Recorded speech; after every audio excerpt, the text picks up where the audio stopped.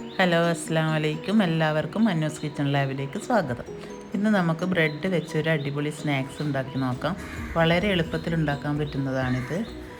ഇതിനായിട്ട് ആവശ്യമുള്ളത് ഈത്തപ്പഴമാണ്. ഞാൻ കുരു കളഞ്ഞിട്ട് ഇവിടെ എടുത്ത് വെച്ചിട്ടുണ്ട്. പിന്നെ വേണ്ടത് ചിരകിയ തേങ്ങയാണ്. അത് ഏകദേശം 1 കപ്പോളം ഉണ്ടാകും. പിന്നെ ആവശ്യം ബ്രെഡാണ്. അപ്പോൾ നമുക്ക് എങ്ങനെയാണ് ഇത് ഉണ്ടാക്കുന്നതെന്ന് നോക്കാം. വളരെ എളുപ്പത്തിൽ ഉണ്ടാക്കാൻ പറ്റുന്നതാണ്. അപ്പോൾ ആദ്യമായിട്ട് നമുക്ക് ഈ ഒരു ഈത്തപ്പഴം ഒന്ന് ക്രഷ് ചെയ്തെടുക്കണം. ജസ്റ്റ് ഒന്ന് മിക്സിയിലിട്ട് അടിച്ചെടുക്കുകയാണ് വേണ്ടത്. അധികം അരയൊന്നും വേണ്ട. അത് ഈ ഒരു പരുവത്തിൽ ഒന്ന് അടിച്ചെടുക്കുകയാണ് വേണ്ടത്. പിന്നെ ഒരു പാൻ അടുപ്പത്ത് വെക്കുക. അപ്പോൾ ഒന്ന് ചൂടായി കഴിഞ്ഞാൽ അതിലേക്ക് ഒരല്പം ഗീ ഒഴിച്ചു കൊടുക്കാം. ഒരു 2 ടീസ്പൂണോളം മതിയാകും. അപ്പോൾ ഒന്ന് നന്നായിട്ട് അത് ചൂടായി കഴിഞ്ഞാൽ നമ്മൾ ചിരകി വെച്ച തേങ്ങയാണ് ഇട്ട് കൊടുക്കേണ്ടത്. അപ്പോൾ ഏകദേശം ഇതൊരു 1 കപ്പോളം, ഒരു വലിയ തേങ്ങൻ്റെ 1 മുറി തേങ്ങ ധാരാളമാണ്. അപ്പോൾ അത് നന്നായിട്ടൊന്ന് വറുത്തെടുക്കുകയാണ് വേണ്ടത്. എണ്ണയിലിട്ടിട്ട് ഞാൻ എടുത്ത് കൊടുത്തിട്ടുണ്ട്. ഇനി നന്നായിട്ട് നമുക്കൊരു ഗോൾഡൻ ബ്രൗൺ കളറാകുന്നത് വരെ ഒന്ന് വറുത്തെടുക്കാം. അങ്ങനെ ഓവർ വലിയ ഫ്ലെയിമൊന്നും കൂട്ടരുത്, കാരണം പെട്ടെന്ന് അത് കരിഞ്ഞു പോകും. ഒരു മീഡിയം ഫ്ലെയിം വെച്ചിട്ട് ഒന്ന് വറുത്ത് കൊടുക്കാം. ഇതിലേക്ക് ഒരു 2 ടേബിൾ സ്പൂണോളം ഷുഗർ ഇട്ട് കൊടുക്കാം. പിന്നെ ഓവർ ആവശ്യമില്ല, കാരണം നമ്മൾ ഈത്തപ്പഴം ഓൾറെഡി നല്ല മധുരം ഉള്ളതുകൊണ്ട് ഇതൊന്ന് ആ തേങ്ങക്കുള്ള മധുരം മാത്രം മതിയാകും. അപ്പോൾ ഇതും കൂടി ഇട്ടൊന്ന് നന്നായിട്ടൊന്ന് വറുത്തെടുക്കാം. നല്ലൊരു സ്മെല്ല് വരും ഒന്ന് വറുത്ത് കിട്ടുമ്പോൾ. ഇത് ഗോൾഡൻ ബ്രൗൺ കളറാണ് ആക്കേണ്ടത്. അപ്പോൾ ഇതിലേക്കൊരു 2 ഏലക്കായ് ഒന്ന് കുത്തിയിട്ട് കൊടുക്കാം, ഒരു സ്മെല്ലിന് വേണ്ടിയിട്ട്.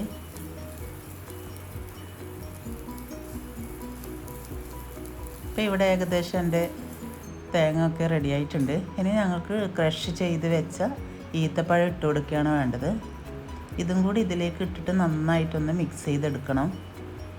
അപ്പോൾ ആ തേങ്ങയും ഈത്തപ്പഴവും എല്ലാം ഒരുപോലെ മിക്സായിട്ട് വരികയാണ് വേണ്ടത്. നന്നായിട്ട് ഇതിലിട്ടൊന്ന് ഇളക്കി കൊടുക്കാം.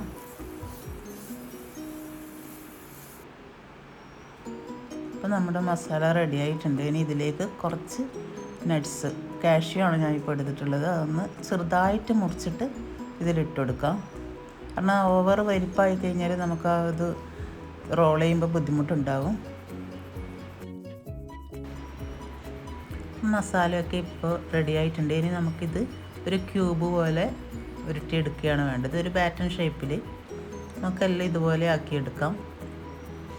ജസ്റ്റ് റോൾ ചെയ്യുക, എന്നിട്ട് 4 വശവും ഒന്ന് വിരൽ വെച്ച് അമർത്തി കഴിഞ്ഞാൽ ഒരു ക്യൂബിക്ക് ഷേപ്പിൽ കിട്ടും.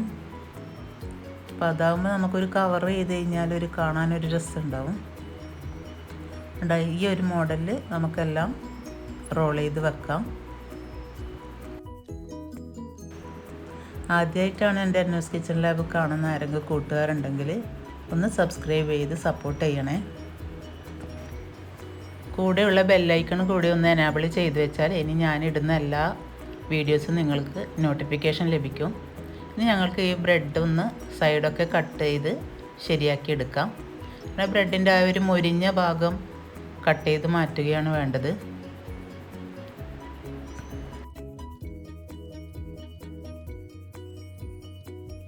എല്ലാവരുടെയും അവൈലബിൾ ആയിരിക്കും ഈ സാധനമൊക്കെ. എന്നാലും ഒരു നല്ല രസമുള്ളൊരു കടിയാണ്. കുട്ടികൾക്കൊക്കെ പ്രത്യേകിച്ച് നല്ലോണം ഇഷ്ടമാകും. ഈ ബ്രെഡിന് ഇതുപോലെ സെൻറ്ററിൽ വെച്ചിട്ട് കട്ട് ചെയ്തെടുക്കുകയാണ് വേണ്ടത്.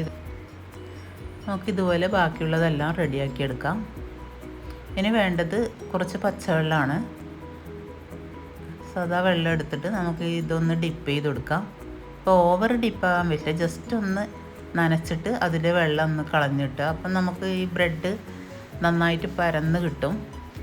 ഒന്ന് കൈവച്ച് പ്രസ് ചെയ്താൽ മതി. എന്നിട്ട് നമ്മൾ ഉണ്ടാക്കി വെച്ച ഈത്തപ്പഴം ഇതിൻ്റെ നടുക്ക് വെച്ചൊന്ന് കോട്ട് ചെയ്തെടുക്കുകയാണ് വേണ്ടത്. കാരണം ഓവർ വെള്ളമായി കഴിഞ്ഞാൽ ഇത് ബ്രെഡല്ലേ, പെട്ടെന്ന് അങ്ങ് പൊട്ടിപ്പോകും. ജസ്റ്റ് ഒന്ന് വെള്ളമൊക്കെ കളഞ്ഞു കഴിഞ്ഞാൽ ഈ ഒരു ഷേപ്പിലാക്കി എടുക്കുകയാണ് വേണ്ടത്. അങ്ങനെ നമുക്ക് ബാക്കിയുള്ളതെല്ലാം റെഡിയാക്കി വെക്കാം. ഇനി ഇത് ബ്രെഡൊന്നും വെക്കുന്നില്ലെങ്കിലും വെറുതെ ഈ ഒരു ക്യൂബിക്കായിട്ട് കഴിക്കാൻ തന്നെ നല്ല ടേസ്റ്റാണ്. തേങ്ങയും ഈത്തപ്പഴമൊക്കെ ഉള്ളതുകൊണ്ട് കുട്ടികൾക്കൊക്കെ ഇങ്ങനെ തന്നെ കൊടുത്താലും മതിയാകും. ഇനി നമുക്ക് വേണ്ടത് 2 മുട്ടയാണ്. ആ മുട്ടയിലേക്ക് ഒരു നുള്ള് ഉപ്പിട്ട് കൊടുക്കുകയാണ് വേണ്ടത്. നമുക്ക് ഇതൊരു കോട്ടിങ്ങിന് ആവശ്യമായ മുട്ടയെ വേണ്ടൂ. ഒരു പിഞ്ച് ഉപ്പിട്ട് കൊടുക്കുക. നന്നായിട്ടൊന്ന് ബീറ്റ് ചെയ്യുക. ഞാനിപ്പോൾ ഏകദേശം ഒരു 30 ഈത്തപ്പഴം വെച്ച് ഉണ്ടാക്കിയത് 10-18 ക്യൂബ് എനിക്ക് കിട്ടിയിട്ടുണ്ട്. ഇനി ഒരു പാൻ വെച്ച് ചൂടായി കഴിഞ്ഞാൽ അതിലേക്ക് ഗീ ഒഴിച്ച് കൊടുക്കുക.